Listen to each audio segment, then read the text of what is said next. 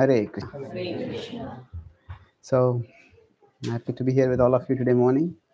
I'll speak today on the theme of how the Bhagavatam, the 7th canto, recently we had Narsi Chaturdashi. So, we'll try to look deeper into some of the instructions that Prahlad Maharaj gives.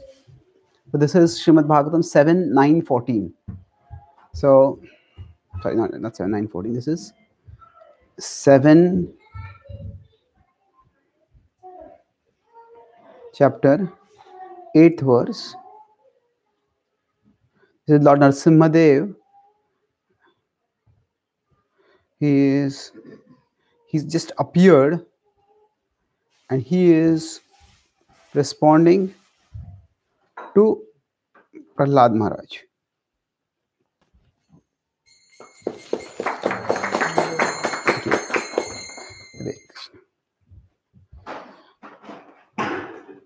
So the background here is that he asks Prahlad, Hiranyakashipu's various attempts to try to kill Prahlad have been thwarted. And he finally asks him, by whose power are you able to defy me like this?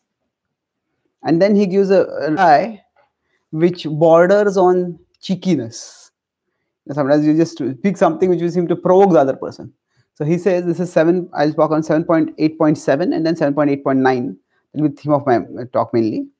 So let's look at the previous verses. But so 7th chapter, 7th canto, 8th chapter, 7th verse is first. So he asks him, by whose strength are you able to do this?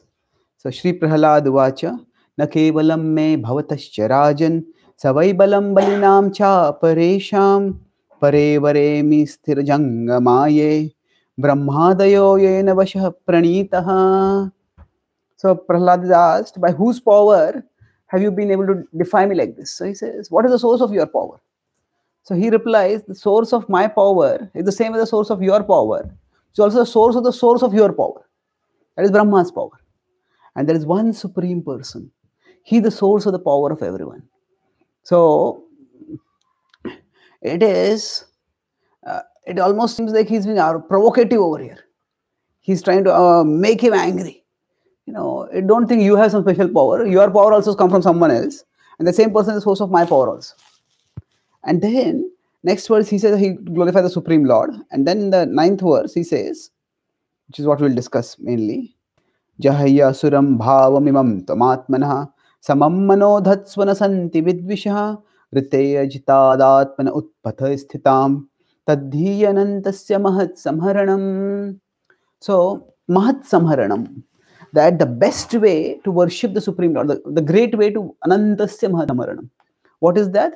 Asuram bhavam, jahiya asuram bhavam. Give up the demoniac mentality. Now, what does giving up the demoniac mentality? Samam manodhatsva isanti vidvishaha. That make your mind equipoised towards everyone. Don't see anyone as your enemy. And why should you not see anyone as your enemy? Is there no enemy in this world? See, there's only one enemy. Rute ajitat. That except for the uncontrolled mind, which is not just uncontrolled, normally we talk about how the mind is not in control, but he says, utpathe sthitat. That not only is the mind uncontrolled, but also the mind is misguided. Rute ajitad atman utpathe sthitat tadhi anantasya mahat samharanam. So the best way to worship the Supreme Lord is to understand that no one is my enemy. Actually, only my mind is my enemy. And if we understand this, then we can greatly worship the Supreme Lord. That's interesting. The 7th canto, it starts with the question by Parikshit Maharaj, is the Supreme Lord equal to everyone? Where he's asked, the previous canto, Lord has appeared and in response to Aditi's prayers, he has killed one of the sons of Diti. So then, and there are many pastimes like that where the Vishnu seems to take the side of the Devatas. Therefore, a question comes up, is the Supreme Lord equal to all? And in response to that, he tells the story of Prahlad. And in the story of Prahlad is repeatedly refusing to see difference between people. When his Shanda and Amarka teach him, these are your enemies, this is how you should manipulate them, this is how you should eliminate them, these are your friends, this is how you should use them. he doesn't have any interest in learning that. He doesn't see the difference between friends and enemies at all. So the Bhagavatam answers it in the question in a deeper way. Not only is the Lord equal, rather it says that how even the Lord's devotee is equal to everyone. Then what to speak of the Lord being equal to everyone? And Acharya explained that Narasimhadev was ultimately equal to both. Because both Prahlad and Hiranyakashipu got to be on the lap of Narasimhadev. But because they had approached in different moods, they also got to be there in different ways. Prahlad was lovingly seated on the lap, and Hiranyakashipu had to have a surgery on the lap.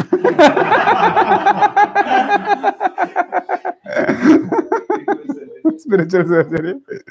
So the devotees in Bhaktivedanta Hospital have in their operation theatre, they have a picture of Narasimhadev over there. He's a protector. So one time there's a person from another religion. There are many Muslims in the day. Some of the Christians also come. So a person from another religion had come over there. He saw this picture. What is this picture? He asked. He says, that is the original operation. So then they asked, what was the result of the operation? He says, operation successful, patient liberated.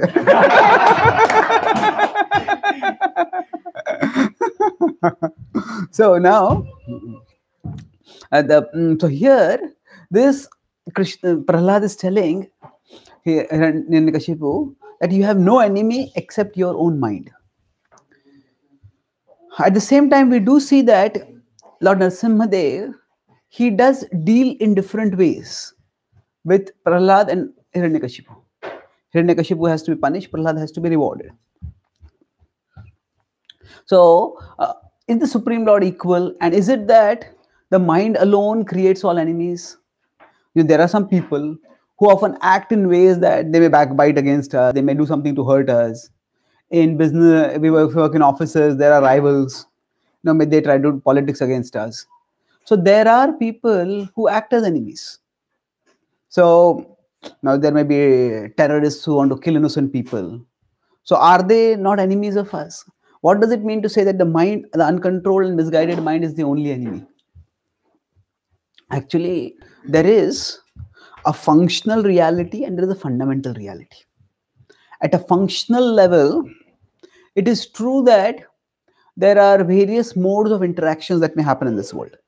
Just as at a functional level, suppose say, when we meet each other, suppose say, I ask any of you your name, and if you don't know me, you ask me my name.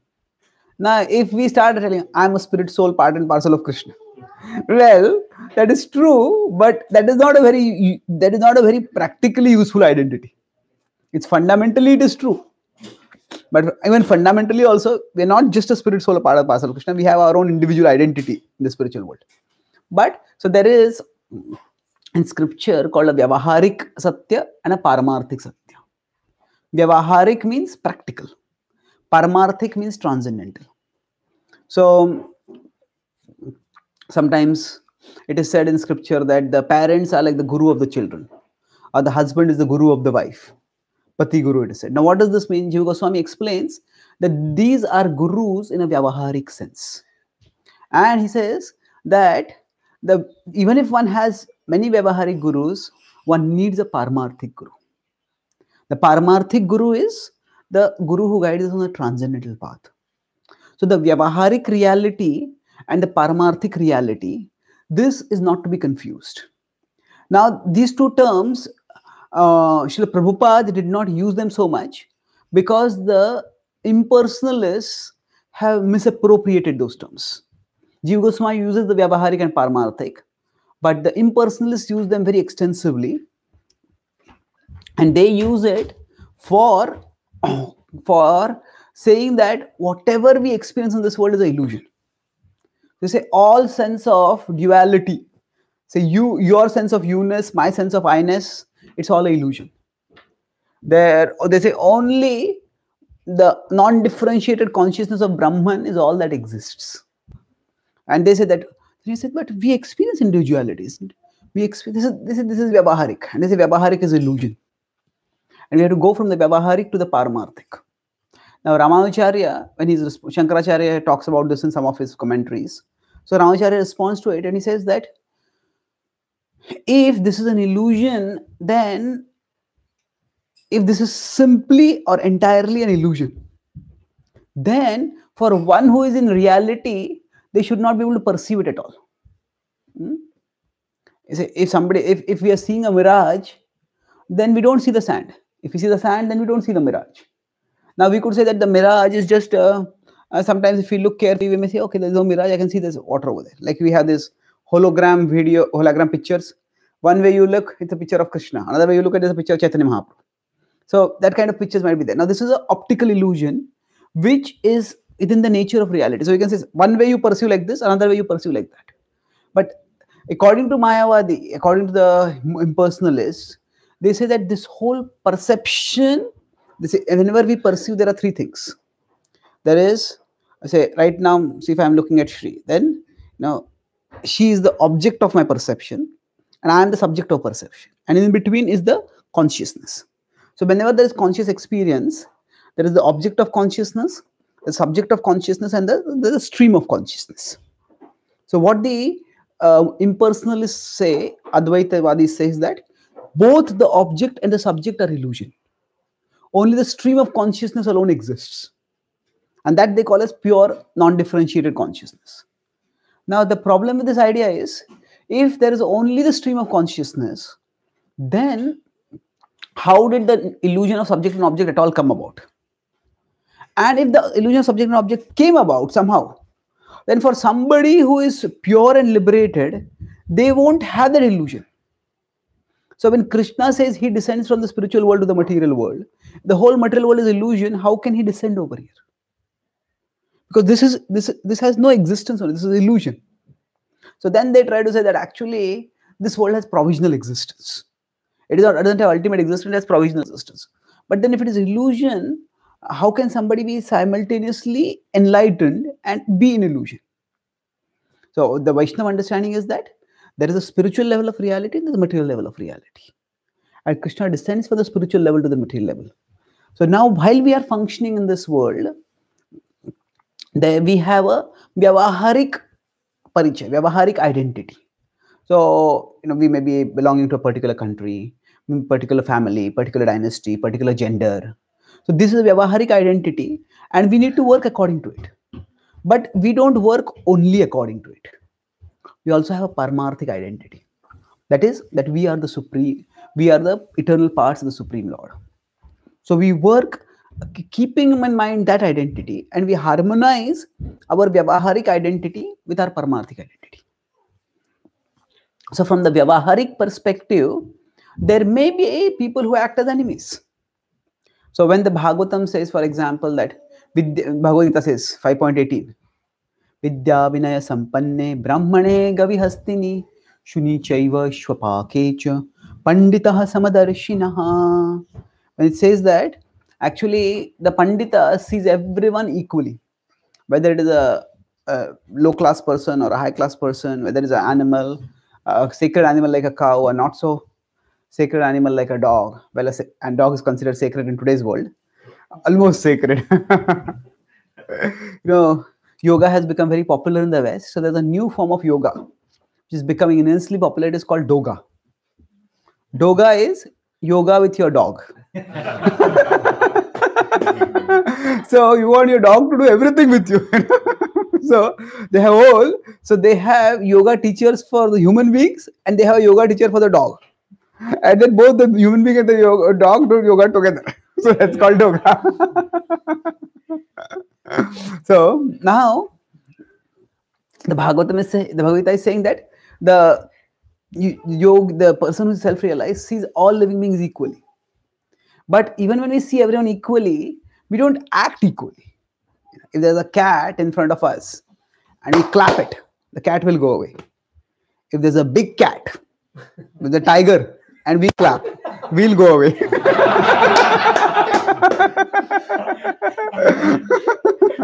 So equality in vision does not mean equality in action. In terms of ultimate reality, I understand that these are all souls. But in terms of immediate action, I have to act appropriate according to the particular practical reality that we are in.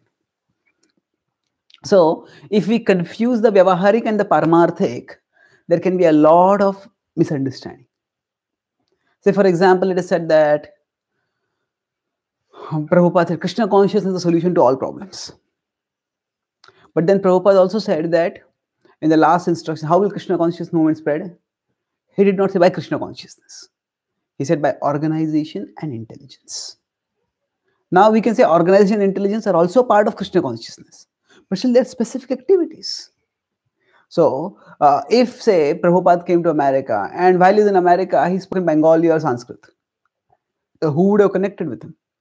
The message would have been transcendental, but the Vyavaharik reality is that people speak English. So he has to speak in English. So when we function in the world, we have a Paramarthik purpose. We have the ultimate purpose. But we act at the Vyavaharik level. We do what is practical. If we confuse the two, say, in the Vedic tradition, there is a whole branch of knowledge called Ayurveda. It's medical knowledge. And its purpose is to treat people. But if we say, the word Ayurveda itself means the Veda by which Ayu can be enhanced. The lifespan can be enhanced. But then it is also said that we are all born with the number of breaths for us fixed. So the number of breaths for us is fixed. Then how can there be a branch of knowledge which increases our lifespan? So no statement in the scripture should be taken in isolation as absolute. The point is that there are ways in which we can live, by which we can enhance the quality of our life. We all can see that, say, if some particular food item doesn't work with us, say if we take curd and it causes a lot of cough to us, and if you stop taking curd, the cough goes away. So at a Vyavaharik level, if we make changes, the results also we see at that time. So what the Bhagavatam, when does it talk usually, or whenever in the tradition it is talked about that the number of breaths are fixed, that is from the point of view of that if somebody has passed away, don't lament about it too much. So philosophy is always context sensitive in its application. There's a remarkable example of this in the Mahabharat. Before the Kurukshetra war, Dhritarashtra asks, many sages come to Dhritarashtra and tell him that, stop your son from this terrible war. And Dhritarashtra argues that, if it is the will of destiny, what can I do? Then Vidura speaks strongly against him.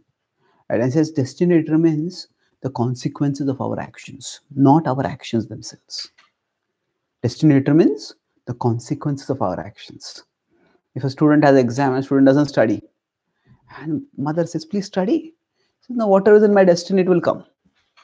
Well, you are creating your destiny by not studying. If you're not studying, you're not going to get good marks. So our activity is also important. So destiny doesn't determine our actions. Destiny determines the consequences of our actions. About 25 years ago, when I started giving classes, I was given some guidelines by a senior devotee about how to prepare for class. The last guideline was depend on Krishna.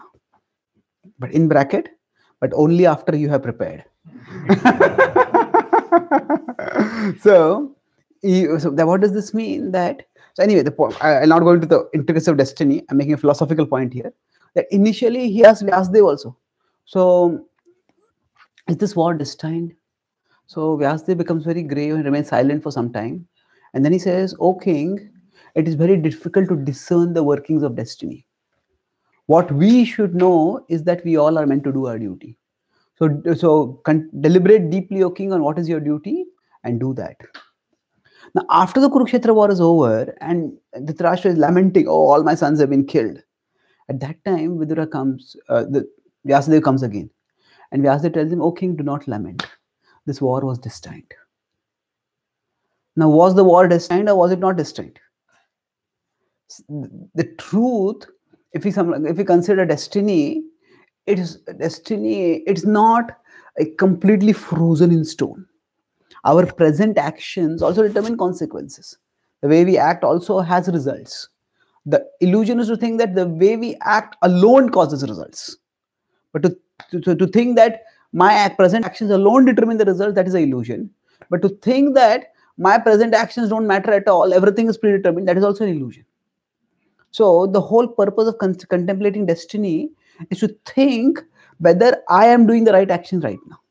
So for Dhritarashtra, the right action before the Kurukshetra war was do his duty to try to stop his son from fighting. But after the Kurukshetra war is over, now there is no point in lamenting, oh, this war happened, my sons died. Just accept that accept that it has happened, accept that it is will of destiny, and move on in life. So the philosophy is always context sensitive. So therefore, the important thing is that people be encouraged to do the best course of action in their particular situation. So similarly, if we apply this to the principle of do we have enemies or not? From the Paramarthic perspective, from the perspective that we are all souls who are meant to serve Krishna, then getting ourselves too much emotionally involved in this person, because of this person I face this problem, because of this person this happened to me, because of this person this happened to me, and this person is working against me. We need to see that ultimately, this person, whatever relationship I have, it is for a few years, few decades, but ultimately my relationship is with Krishna. And whatever is happening, it is transient. Let me focus on connecting with Krishna. That is the ultimate vision. At a practical level, if somebody is repeatedly hurting us, we may decide, I'll keep a distance from them. I can't open my heart to them. I can't trust them. I can't count on them. They'll stab me in the back. So that practical differentiation we have to do. So now the Bhagavatam, on many occasions, it talks on the Paramarthic perspective. And that is because the Bhagavatam is spoken to a person who has given up all Vyavaharik effort. It is spoken to Parikshit Maharaj, who has decided that now I've been cursed to die in 7 days, and I accept that curse. So he could have done some things to counter the curse also, but he chose not to do that. Actually, in the Mahabharat, there is an entirely different narrative of what Parikshit Maharaj does. And there are different explanations for that. That may be different, referring to some other kalpa also. That Parikshit actually builds a big fort. And in that fort, he tries to, he has guards protecting him all the time. And in that way, he makes sure that no enemy, no Takshaka snake or anything will be able to come to curse him, come to bite him and die. And his mood is that, no, his son is not yet ready to take up the kingdom. And he has a responsibility to citizens. And he has been unfairly cursed. So he doesn't retaliate against the Brahmana, but he makes efforts to protect himself. And then eventually, in the Mahabharata, is described that a Brahmana comes to meet him, and he invites the Brahmana, and then the Brahmana gives him a fruit, offers him a fruit as prasad. And he takes the fruit and is about to eat it. From the fruit, like a bichu, a scorpion emerges. And the scorpion expands into a snake and bites him. And he dies. So the Mahabharat narrative is from a different perspective. The Bhagavatam's narrative is from a different perspective. And these pastimes happen in different yugas, and different things can be described in different ways. Now, of course, Madhacharya also in his Mahabharata Tatparya says that in the Mahabharata, there is a lot of interpolation. So this whole narrative, we can also say this could be an interpolated narrative. My point here is, I don't want to go into the specifics of the differences between Mahabharata and the Bhagavatam. My point primarily is that there is now Parikshit Maharaj acting at a Vyavaharik level is also not wrong. Once, maybe around 20-25 years ago, one of the devotees from Radha Gopinath temple, who was a brahmachari, he had gone for a preaching program. And now he was in Saffron and he's returning from the preaching program. At that time, he did not know, but in that area, some religious riots had broken out.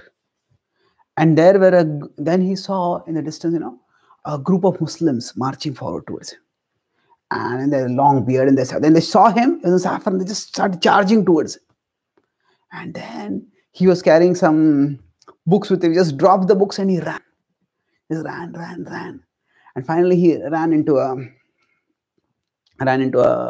a deserted house and hid over there. So they came, chased everywhere, they couldn't find him. He managed to hide, he survived. After that, he went and met his spiritual master, and he asked him that actually, I had gone there and given a class telling you are not the body or the soul. But when my body was threatened, I immediately ran away. So, is it that I am not practicing philosophy? He said, Maharaj, the spiritual master told him, no. What should I have done? This, he says, whichever approach we feel inspired to do, we can say that with this body, I'm trying to serve Krishna. Shariram dharma sadhanam. And I want to become purified. I want to serve my spiritual master. And for that purpose, I want to protect my body. So if I want to do that, if that is the mode in which we flee, that is perfectly fine. If somebody says, if Krishna wants to protect me, he'll protect me. And especially, there's no way to flee.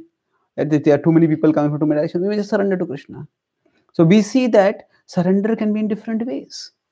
And Prahlad Maharaj, one devotee is recently asking me this question that Arjuna, he fought on behalf of Krishna to protect. He actually fought for Krishna, but on the other hand, Prahlad made Krishna fight for him. Prahlad had Narasimhadev fight for him. Why couldn't Prahlad have fought himself? Is it that the Pandavas' devotion is higher than Prahlad's devotion? In the Brihad Bhagavatam, Prahlad say that I never got to serve my Lord. The Pandavas served the Lord. But each devotee manifests a different mood.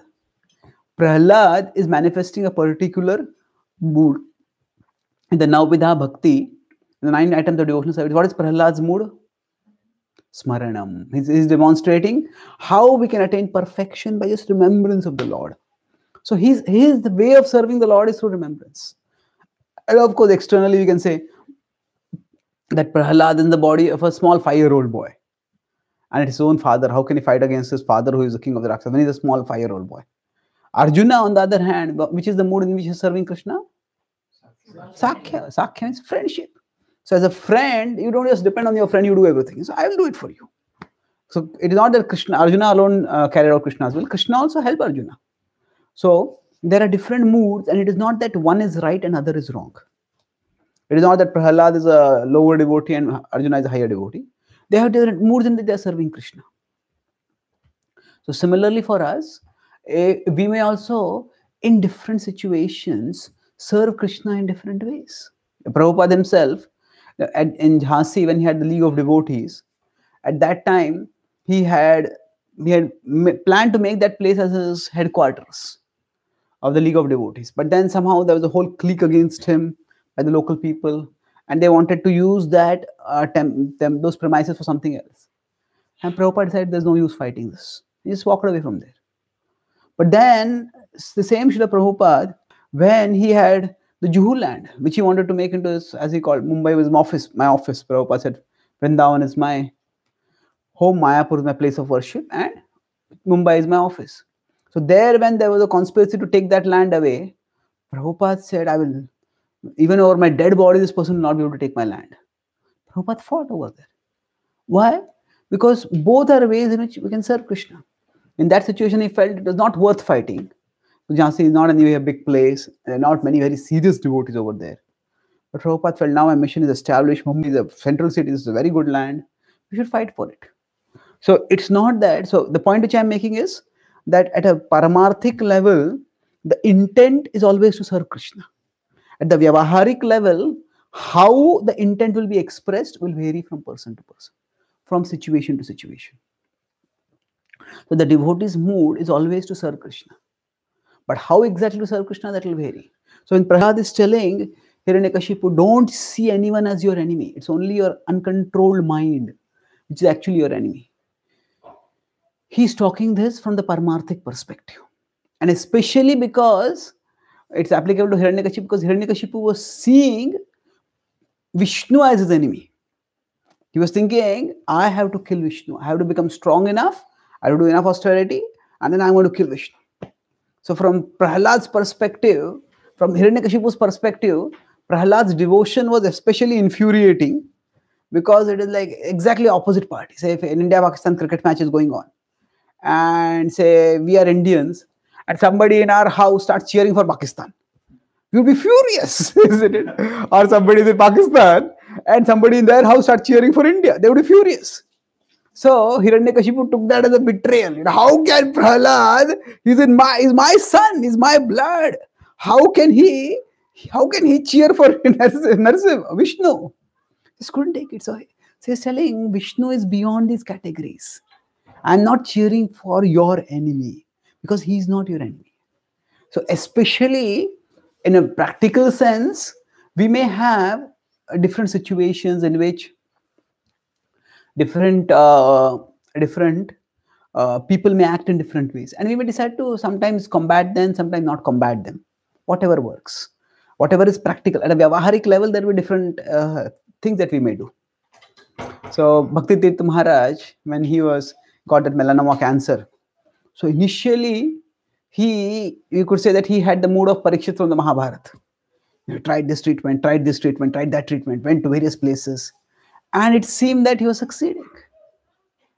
But then when the cancer just kept getting worse and worse, then he adopted the mood of Parikshit Maharaj from the Bhagavatam. Decided that, okay, let me surrender to Krishna. And then he wrote a whole book about his experiences the last few days. So in one of his meditations, he writes a letter to the cancer cells in his body. And he says that, that I have been fighting with you for a long time. And this fight has hurt me. And your presence in my body is hurting me. But oh cancer cells, you are winning, I'm losing, I forgive you. Now what do you mean by forgiving the cancer cells? It is just not, it means basically don't let the emotional energy be locked in that. Okay, this is happening, I accept it and move on.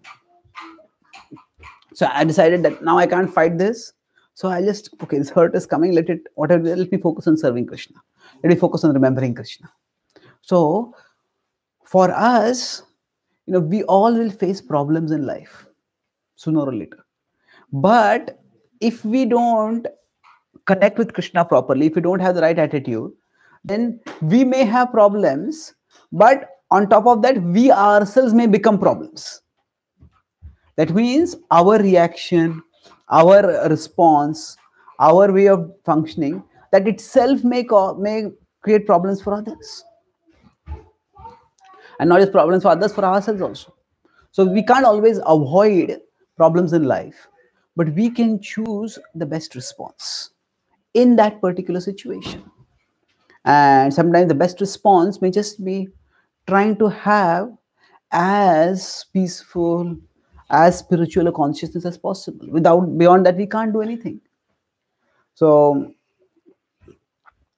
when we are sick, say for example, Satsarup Maharaj, I met him a couple of years ago in upstate New York. So it's almost from 79, he has got severe meningitis. And he told me that he has tried 6,000 treatments till now. Not 6,000, maybe several thousand treatments. But nothing has worked. So devotees call him the sickness acharya of ISKCON.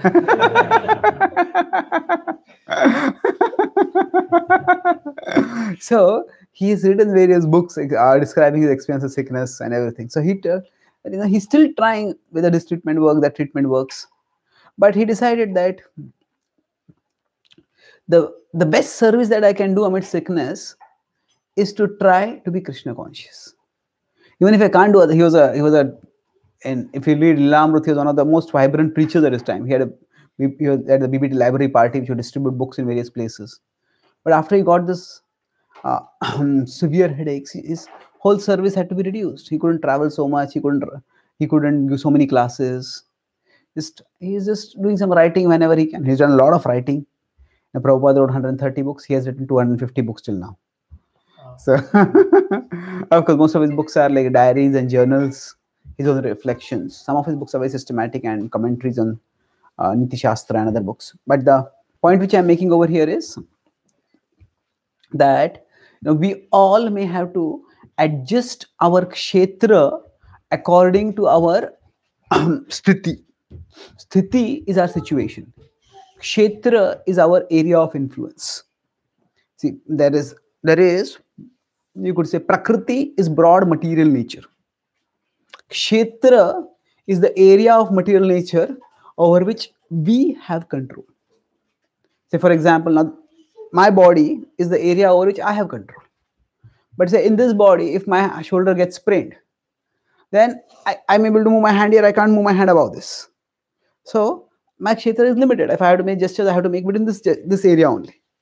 So we have a particular kshetra, which we have all been given by our past karma. And some of us may have a large kshetra, some of us may have a small kshetra.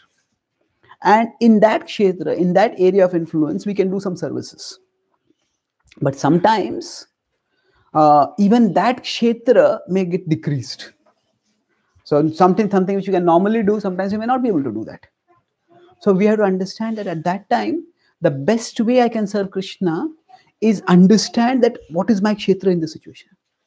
Sometimes we are when we are sick and bedridden, the only kshetra that we have control over is our consciousness. So then, rather than thinking that I can't do any service, I can think instead that the service I can do, our consciousness is invested in things out there. Say somebody is a singer, their consciousness is not directly in Krishna, their consciousness is singing. So when they sing for Krishna, then their consciousness goes towards Krishna. Somebody likes to manage. So their consciousness is not in Krishna, their consciousness is management. So then when they manage for Krishna, then their consciousness goes towards Krishna. So we want to offer our hearts to Krishna. Heart to Krishna, but there are already a lot of things in our heart.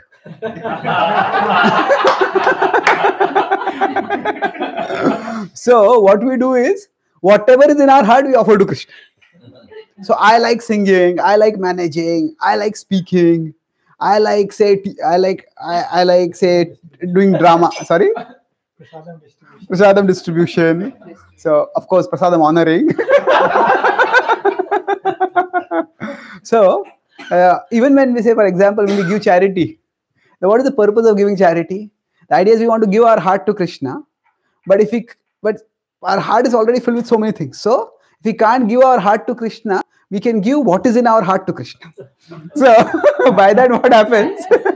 When we give what is in our heart to Krishna, we give a little place of our heart, part of our heart to Krishna. And that's how Krishna, so Prabhupada, that was his mood when he said, don't give books free. Why? Because if people put some money in the book, in getting the book, Prabhupada is saying, I give some money for this book. So let me see what these rascals are saying. And then they will want to read at least they will read something. Something free, they will just keep it aside. So the idea over here is that normally when we serve, practically doing here, doing that. So that is how we want to offer our consciousness to Krishna. But because our consciousness is there in various material things in this world, we do those things so that we can offer our consciousness to Krishna. Now, while doing those things, there is an advantage and there is a disadvantage. The advantage is that when we are doing practical things in the world, practical services get done. So, and if we have particular abilities, we can do those services properly. If somebody is a good manager, somebody is a good speaker, somebody is a good singer, they can do those services. But the disadvantage at that time is that often we may start thinking that we are the doers. And we are meant to offer the consciousness to Krishna, but sometimes no, it is, yes, Krishna is doing it, but he's doing it through me. So the focus becomes not on Krishna, but on me. The Krishna is there, but it is, yeah, he's there, but I'm the real person. It becomes like that sometimes. So then sometimes when that kshetra is temporarily taken away from us, then sometimes we can just become resentful. I was trying to serve Krishna. Why has this happened to me? Why has this happened? Why am I not able to do this? But instead of becoming resentful, we can say that Krishna has some purpose. That when we are not able to do anything, then that time we understand actually, I'm not really the doer. So think I'm the doer, but I'm not the doer. So at that time, if our kshetra is restricted, the disadvantage is that we can't do much practical things for Krishna. But the advantage is, at that time, when we offer our consciousness to Krishna, there is no distraction in that. Because we really can't take credit for being the doer, because we're not doing anything practically.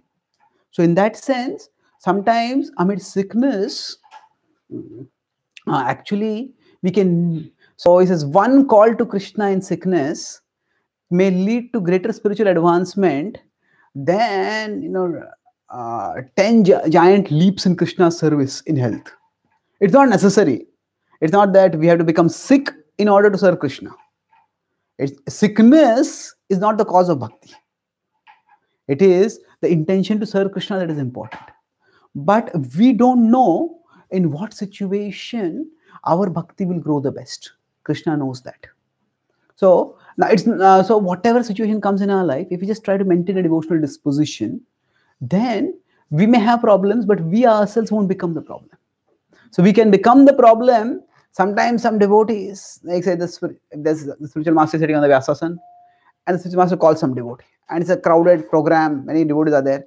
And that devotee runs towards the spiritual master and kicks everyone on the way.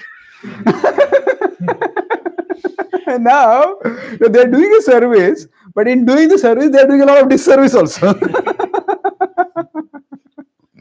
So we may say that, actually, I was doing so much service. Why did this happen? Now my ability to do service has gone away.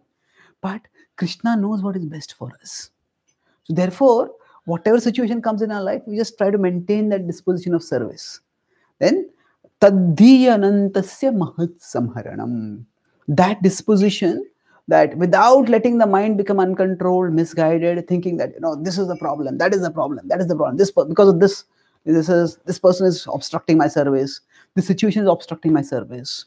Instead of becoming resentful of that, we focus that, okay, in this situation, how best can I serve Krishna? Of course, we should try to change the situation so that we can serve Krishna better also. Some situations may just be not favorable for the service of Krishna. So if our health is down, we should try to take medicines. If, say, we find that working with a particular that devotee is creating a lot of problems for us, or we're just not able to get along with that devotee, then we may decide that, maybe let me serve in some other department, or let me make some change, either my attitude, my understanding of the devotee, my appreciation for that devotee, whatever. So we can also try to make external changes at a Vyavaharik level so that we can serve Krishna better at the Vyavaharik level also. But our primary purpose is to connect with Krishna at the Paramarthic level. So sometimes at the Vyavaharik level, particular forms of serving to Krishna may be interrupted. But at the Paramarthic level, our service to Krishna, our flow of our consciousness towards Krishna needn't be interrupted. And that is what happens by seeing that our ultimate connection with Krishna is at the spiritual level, at the level of consciousness. So that is what Prahlad Maharaj is telling Hiranyakashipu over there. He says, circumstantially, okay, here, Vishnu killed your brother, but Vishnu is not your enemy. It was because Hiranyaksha was acting in a demoniac way, so his demonic activities had to be curbed. But Vishnu is the well-wisher of everyone. If we are perceiving Vishnu as our enemy, then that would mean that we are actually not understanding that we are letting the Vyavaharik reality dominate our perception and not seeing the Paramarthic reality. We're thinking, this should have happened this way, and this has not happened this way. That means, I think, sometimes we may in our mind think, God is against me. Why is God doing this to me? So it is not that Krishna is ever against us. Krishna is always our well-wisher. So if we let the Vyavaharik reality dominate our perception of the Paramarthic reality, then we will start thinking that when something doesn't work out, we think, why is Krishna against me? Well, Krishna is never against us. Krishna is always for us. But which particular situation will be favorable for our growth, that our idea and Krishna's idea may be different. So rather than insisting that this has to work out my way only, we do what we can to change it. But if it can't be changed, we move forwards, serving Krishna even in that situation itself. So I'll summarize what I spoke today. So I spoke about serving Krishna I spoke on the theme of how we all have problems in our life, but we ourselves don't have to become problems. That means that Prahlad Maharaj tells here to Hiranyakashipu that there is no one who is your enemy except your uncontrolled mind. So we discussed, sometimes people do act as inimically towards us. So I talked about the Vyavaharik and Paramarthik levels. At a Vyavaharik practical level, people may act inimically and we may have to act appropriately. So we see a tiger and a cat as souls, but we don't act exactly the same toward both of them. So similarly, in the material world, we may at a practical level to deal differently with different people. But the Paramarthik level is that we are souls and we are meant to serve Krishna. And whatever situation is coming in our life, that is ultimately meant to help us move closer towards Krishna. The terms Vyavaharik and Paramarthik are often used in the sense by the Mayavadis to say that Vyavaharik is unreal and only the Paramarthik is real. The Bhakti understanding of the Vyavaharik at the material level is also real. And the Vyavaharik is meant to be used in the service of the Paramarthik, to pursue the Paramarthik. So Krishna also comes to this material level to elevate us to the spiritual level. And we use material things in Krishna's service. And so I discussed about how with respect to Parikshit Maharaj, the Mahabharat gives a different rendition where it says that Parikshit Maharaj tried to resist death. Whereas the Bhagavatam says Parikshit Maharaj accepted it. The Bhagavatam is primarily describing things from a Paramarthik perspective. Just focus on transcendence. But the Mahabharata is talking about dharma in this level. Mahabharata describes the war which was fought to establish dharma. So at the Vyavaharik level, Parikshit does what he can. So we saw that at the Vyavaharik level, Dhritarashtra is told initially, do your duty, avoid, try to prevent the war by persuading your son. But after the war is fought and done, then now your Vyavaharik dharma has changed. So don't bother so much about don't bother so much about the war that has happened. See that as destiny. So philosophy is context sensitive, and the intent to serve Krishna is always fixed. That is Paramarthik. But Vyavaharik level, how that intent is expressed will vary. Prabhupada just walked away from the Jhansi temple, but Prabhupada fought to keep the Juhu temple. So this similarly for us, in which situation we should decide to fight in that situation, we just walk away from that situation. That will vary from situation to situation. So we keep our purpose of serving Krishna fixed, and then we see what is the kshetra in which I can serve. So sometimes our situation may decrease our sphere of influence, and then we may try to again increase our sphere of influence, say improve our health. But if the health is decreased, then rather than becoming resentful of that or becoming frustrated of that, we see that let me in this situation also serve Krishna. So normally we can't directly give our consciousness to Krishna. So whatever our consciousness is, whatever activity our consciousness is attracted towards, we do those activities for Krishna. That's how our consciousness goes towards Krishna. So through the kshetra that we have, we offer our consciousness to Krishna. The advantage of that is many services get done practically. Disadvantage is that it may create the mentality of the doership within us. So when the kshetra is taken away from us temporarily, at that time, then we cannot do anything practically. So doership doesn't come so much. But we can still think of Krishna. We can offer our consciousness to Krishna. And spiritual advancement doesn't depend on exactly what all volume of services we are doing. It depends on how much our consciousness is connecting with Krishna. So if we are connecting with Krishna by offering our consciousness to him, then a humble cry in sickness, a humble helpless cry in sickness may lead to more advancement than many leaps in health where we do a lot of services. So rather than thinking that my devotion is limited by the situation, we can say, okay, my particular service may not be done, but I can always keep connecting with Krishna. And in that way, if we understand that the Paramarthik is expressed according to the Vyavaharik situation, and the Vyavaharik situation is unfavorable, then still I can focus on the Paramarthik. That way, our devotion can stay uninterrupted and it can grow through whatever situation we face in our lives. Thank you very much. Hare Krishna.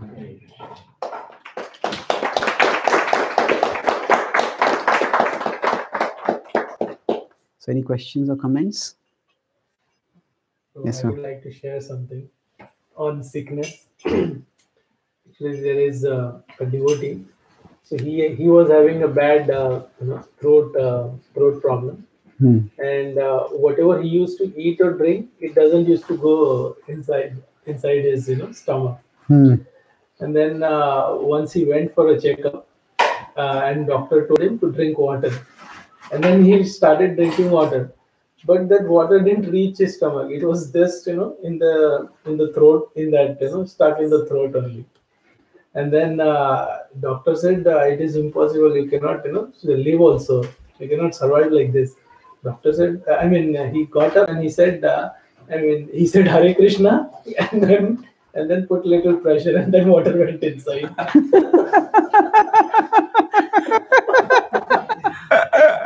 That's interesting.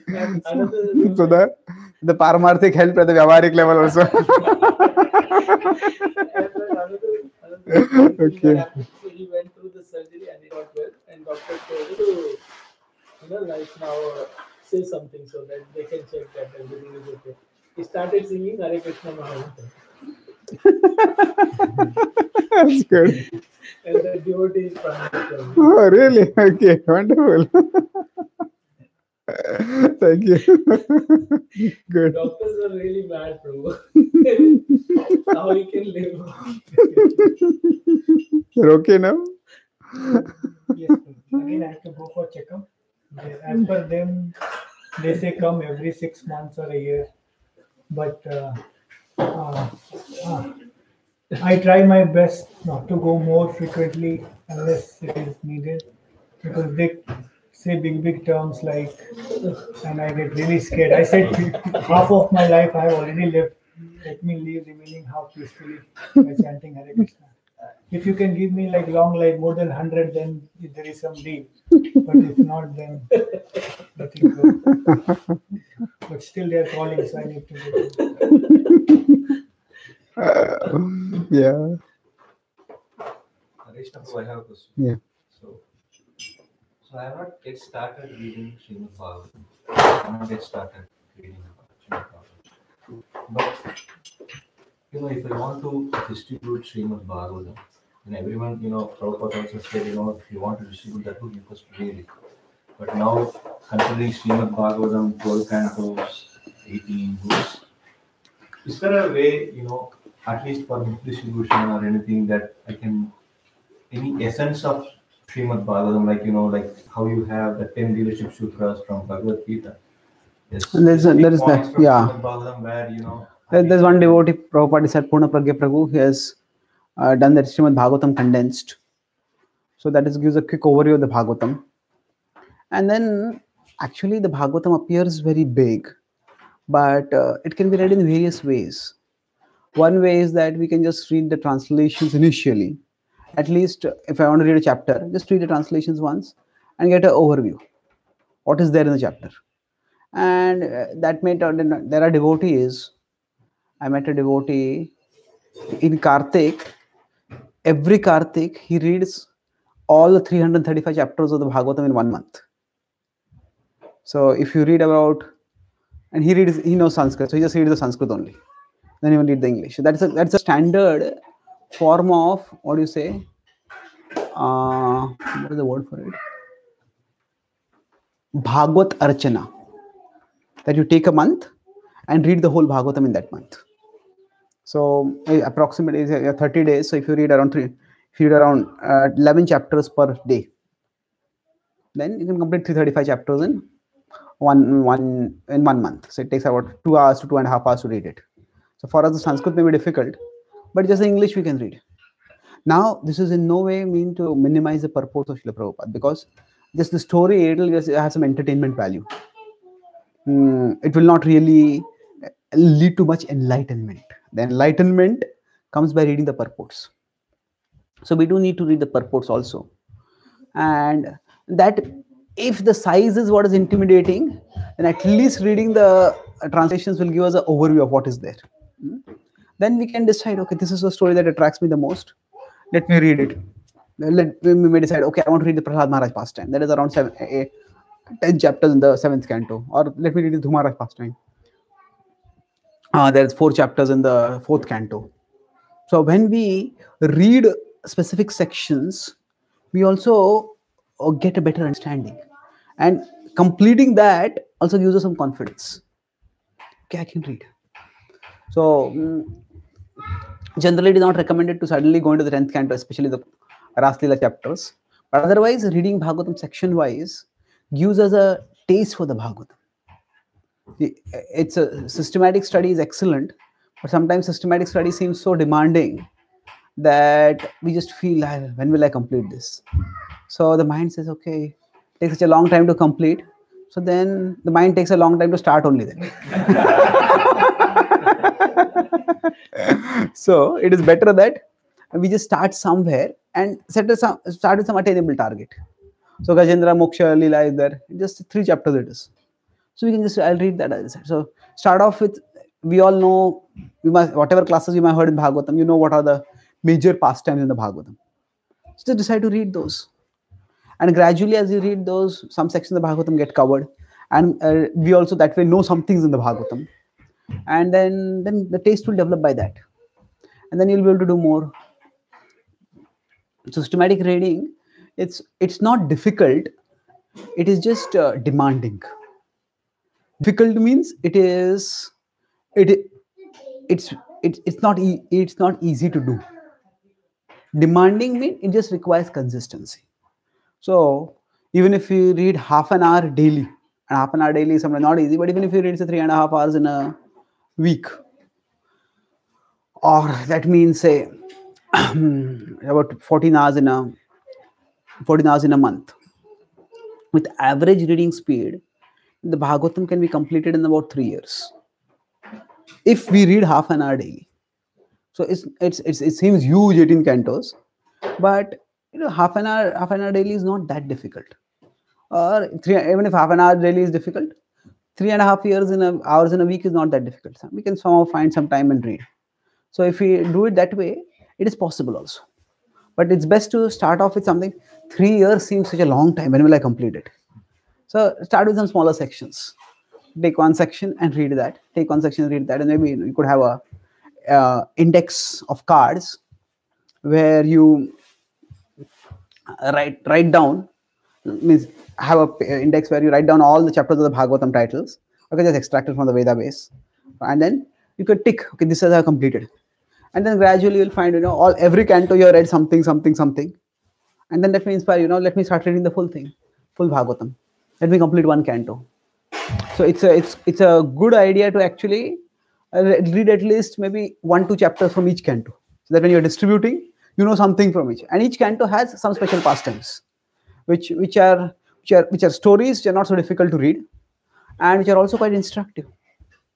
So that way we can do that, and then you can see maybe you at least can in each canto. If you just decide to read 2-3 chapters from each canto, so reading 2-3 chapters will through Maharaj pastime will take just maybe in a fortnight you can read it if you read half an hour daily also.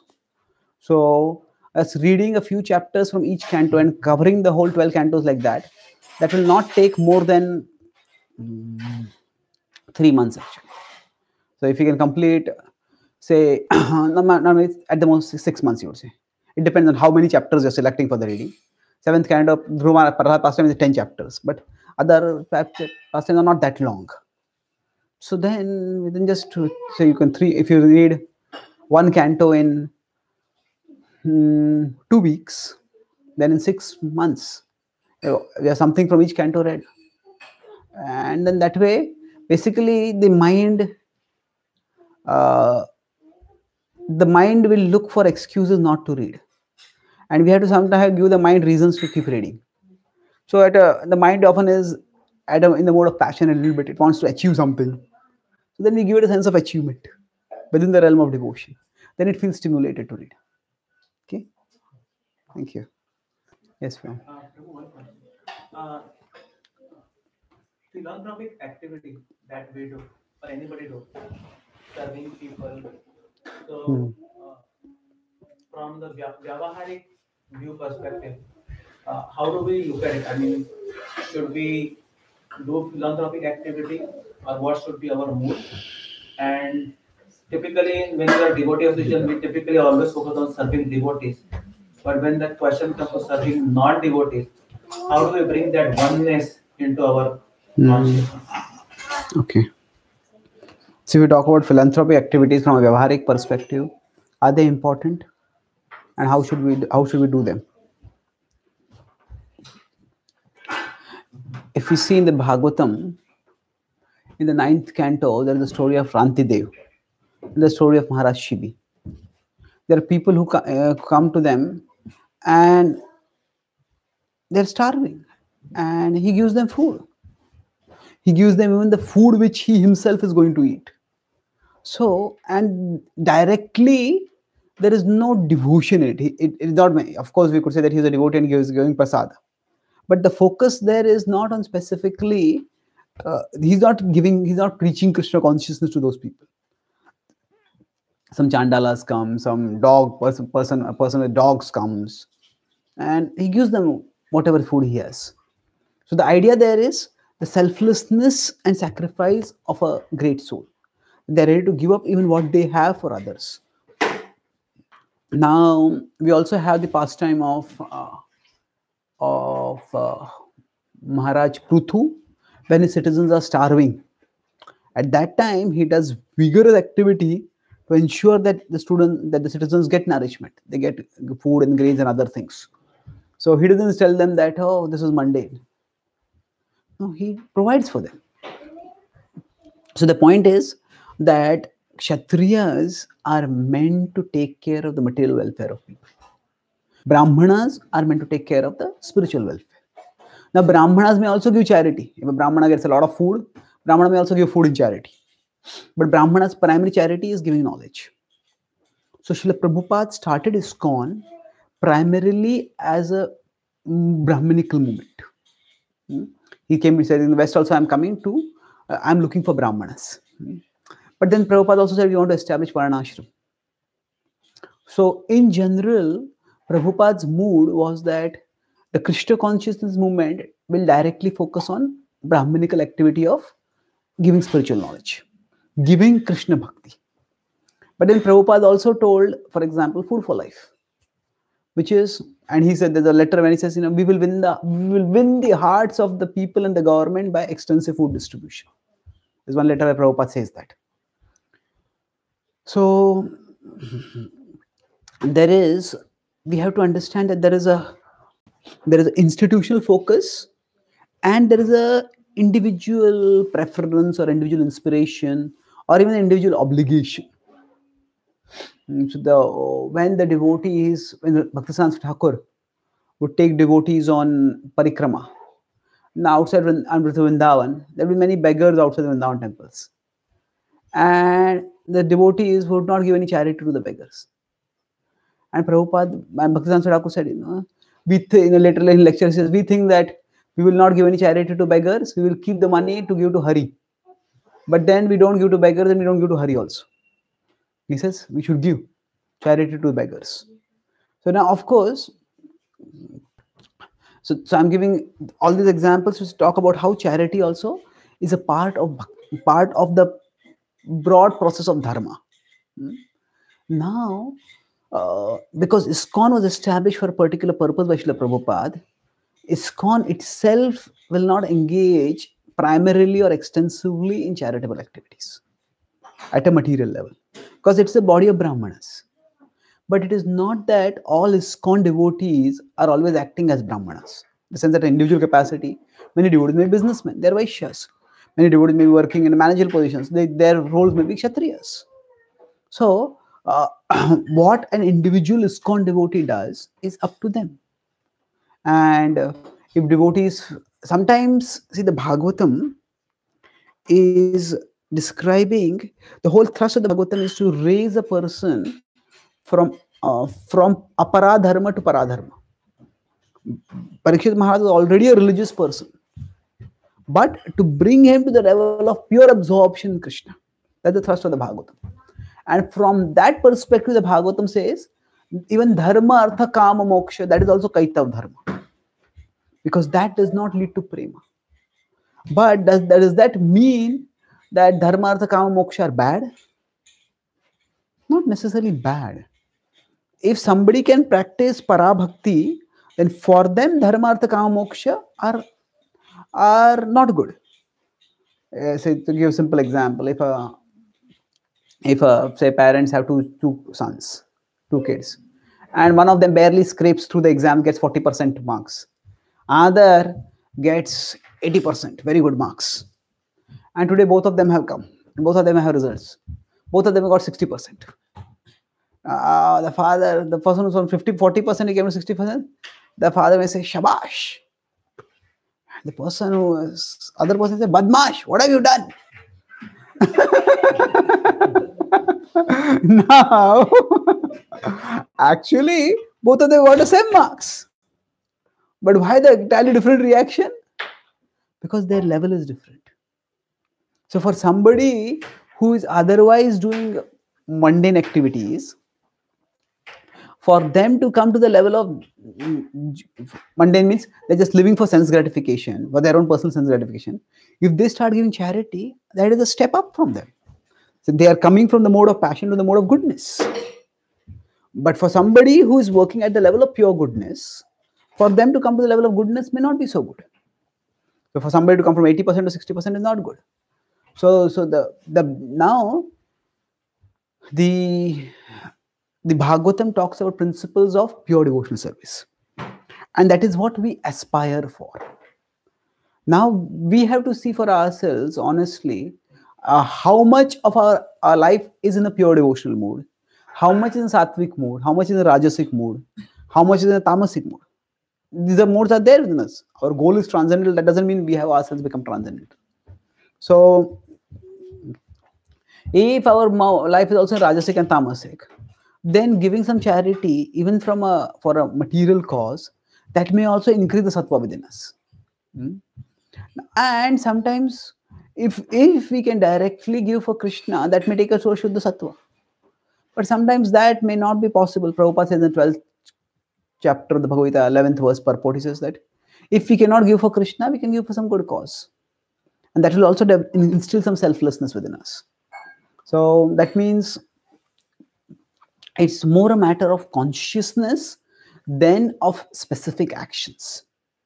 So if we are, say, in India, in the streets, if we are traveling in a car and some beggar comes, we should give something to them. Because when we say no, that makes a hard heart. And in a hard heart, it's difficult for Krishna to be present. So we can always carry prasad and give prasad. If we can't give prasad, then if we give them some money, the next time we'll remember and we'll carry prasad after that. So basically, our goal is to raise our consciousness from where we are towards Krishna. So if somebody is at the Shuddha Sattva level, or largely trying to live at the Shuddha Sattva level, then they needn't come to Sattva level. But acting at the Sattva level is not bad. Acting at the Sattva level is better than acting at the Rajas and Tamas level, at the levels of passion and ignorance. So there can be many people who may not be devotees, but they may be very charitable. And actually they may have a greater concern for others in a practical, conscious sense than what we may have for others. So we can't, as I said, our goal is to come towards transcendence, but we may not be at transcendence. We may right now very much be in passion.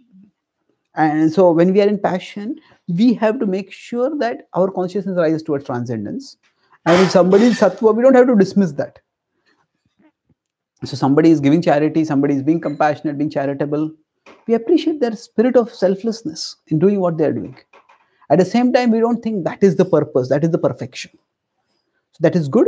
And if we can also channel their propensity to rise upwards. So for many people, and even for us sometimes, the charity given for a devotional cause may not be so easily appreciable. Because when we are in the modes, we want to see things manifesting at a physical level. So when a person is hungry and we give food, and a person is afflicted by some natural calamity and we give some relief, we feel that something practical is being done. So we want some pratyaksha pramana. We want to see some things. With respect to devotion, when we give charity, we may not see some things. So it may be that as devotees, we also have to grow spiritually, by which we can appreciate the importance of giving spiritual charity. But we cannot artificially, that is, the rest of my life, I am in Rajoguna. I am pursuing sense gratification, I am pursuing wealth, I am cutting corners in earning money. And then when only it comes to charity, I say I'll act only at Shuddha Sattva level. And I condemn everyone who is acting at you are just doing mundane charity. Well, 80% of my life is also mundane. So, and it is not just mundane, it is mundane Rajoguna. So then what right do I have actually to condemn somebody who is in Sattva Guna? So we accept the principles that we want, that the Krishna conscious movement is meant to preach pure devotion, and we also want to aspire for pure devotion, and we have to find a real way by which our consciousness rises from where it is to pure devotion. Okay? Thank you. Hare Krishna. Yes, bro. Hare Krishna. Thank you very much for class. So in the class you mentioned that while doing the service you might get the feeling of a doer. So I think that's my case. So how to avoid, that's mine also. how to avoid that false pride or keep consciousness being serving Krishna. So if any suggestions. So how to avoid getting the sense of the doer, being the doer while doing service? The most important thing is just keep doing service. What happens when you keep doing service is that over a period of time we start seeing that sometimes the service produces results and sometimes the service doesn't produce results. And then, for me, I had this very striking experience. I was in Silicon Valley, and usually I speak on different topics at different places. But there, I spoke at 4 places: Intel, Google, Microsoft, and Salesforce. No, Intel, Google, Salesforce, and Stanford. And all 4 places they had figured to spoke about the same topic: the missing self in the selfie. What is the topic of the seminar? So now, I found the first class, the audience was good. I mean, I could connect with the audience. The audience was responsive. We had a few questions. The second class, like the audience was like, which language am I speaking in? Sometimes you feel people are just looking, having blank stares. The third was okay. And the 4th class in Stanford was outstanding. The people were appreciating throughout, clapping, laughing, and a lot of questions after the class. A lot of people wanted to talk after the class also. Now, my content was, I would say, 80 to 90% the same. So, after one of the classes, I felt, Arjuna says, I'm the same chariot, same bow, but what is different? So, sometimes when we try to do a thing, I am the same person giving the same content also. But still, it's different. You could say the audience is at a different level. But it's not, they're all professionals. So I realized that when we give classes, it is our effort and our presentation, our ability is important. But that alone doesn't determine the result. There's something more than us. And it is when we try to do service, and especially we try to do service which not within our comfort zone. We try to do something beyond our comfort zone. Then we start getting that realization more. So if we are good at book distribution, then we do book distribution, but then we try to take some challenge in that. Then when we are not able to do it, that gives us the realization that, I alone am not the doer. So if we stop doing the service, then we will never get the realization I'm not the doer. What will happen is, when we will still have that karta bhav within us, and that will come out as when others do service and they do it well, we will simply think, no, they have the doership mentality.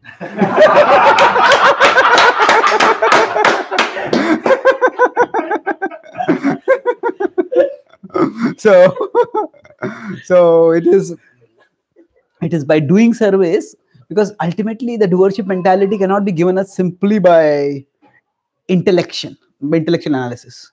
It will be given up by purification and realization.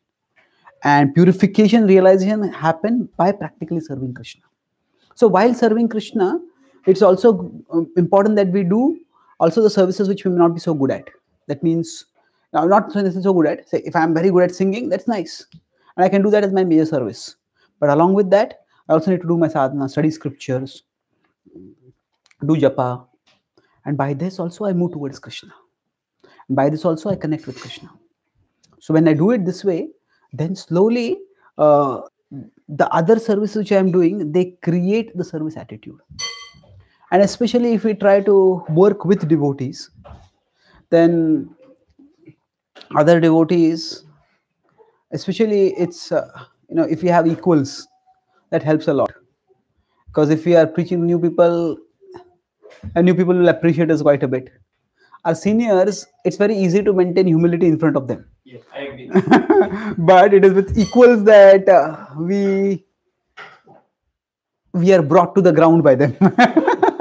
Sometimes we start flying in the sky. So I think equal association is also very important. So doing service, doing sadhana, and maintaining equal association. By that, gradually that doership mentality will decrease. Thank you. Yes, sir. In your class on the 9th chapter of Bhagavad-gita, you mentioned about this Paramarthik and Vyavaharik level where I'm missing the name of the Acharya, the impersonal Shankaracharya.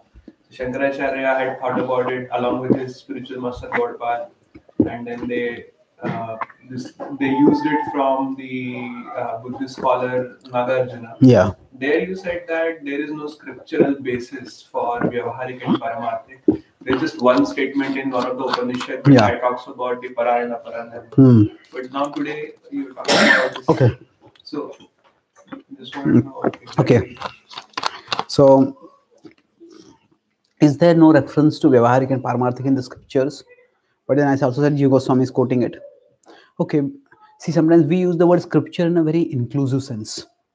By scripture, I mean primarily, say, the Vedas, the Upanishads, the Puranas. In them, directly, these words Paramarthik and Vyavaharik are not used. But if some particular terms become mainstream and everybody is using them, then our acharyas may also use those terms but explain them in a different way. So, for example, the term Godhead that Prabhupada used, it's a Christian term. Christians use it a lot. But Prabhupada used it and he gave it its own meaning. Supreme Personality of Godhead. What does it mean? So there are certain usages which may be circumstantial.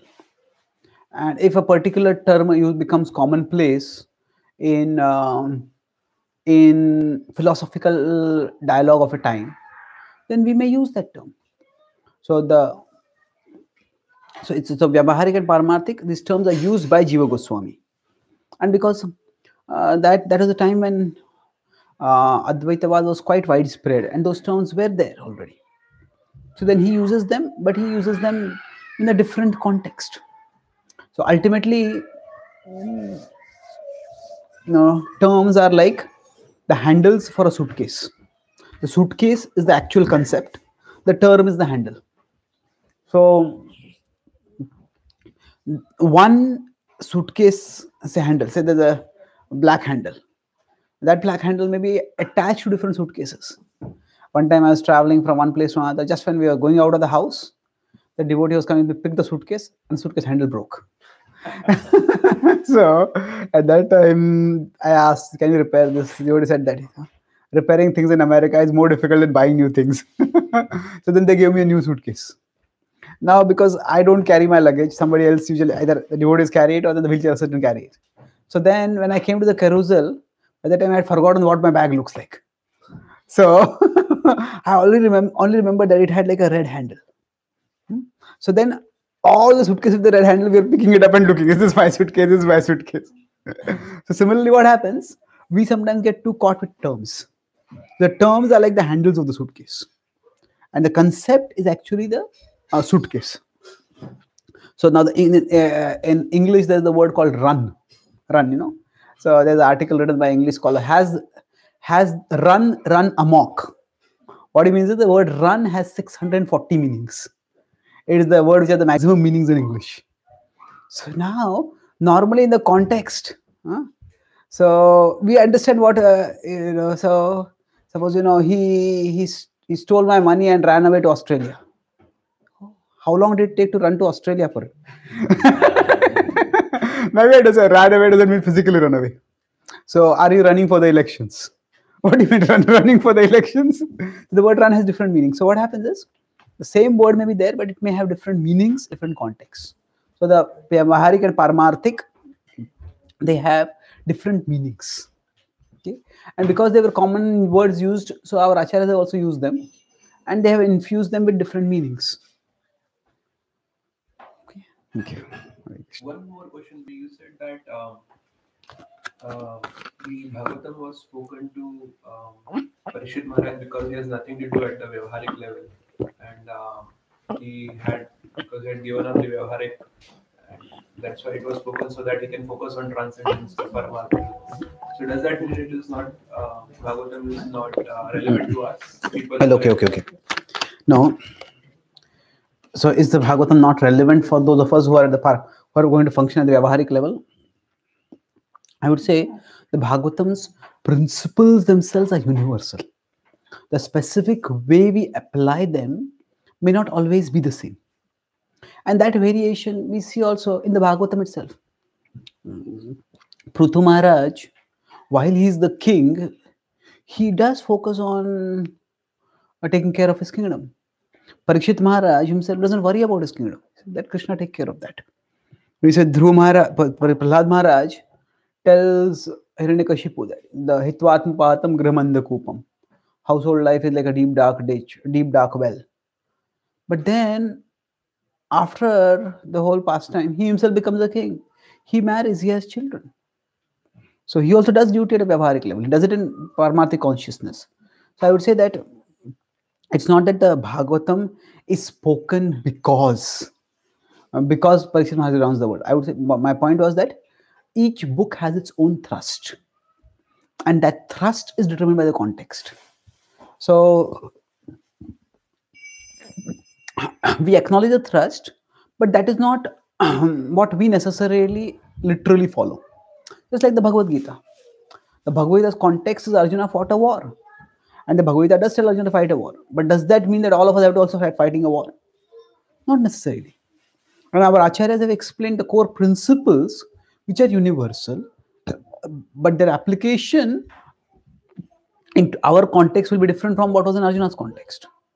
So overall, the Bhagavatam teaches the principles of bhakti.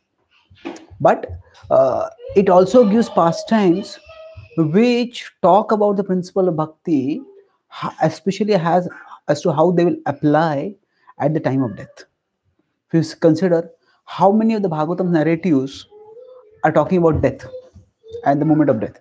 Apart from Parikshit Maharaj, we have Gajendra who is near death, Ajamal is near death, we have Ritrasura who dies and dies gloriously, we have Dhruva, he describes his whole life, but in the climax of the pastime is he dies. Prithu Maharaj's departure from the world is described. So there are a lot of pastimes in the Bhagavatam which describe the departure from the world. So in that sense, that is the thrust of the book. But the thrust doesn't mean that the entire book is about that only. And that doesn't mean the entire book is only for them, only for that purpose. Rather, it is meant for all of us to keep death in mind and then orient our life accordingly. Does that answer your question? Thank you. So thank you very much. Srimad Bhagavatam ki Jai. Srila Prabhupada ki Jai. Gaur Bhakta Vrinda ki Jai. Gaur Premanandi. Chaitanya Charan Prabhu ki Jai. Srila Prabhupada ki Jai.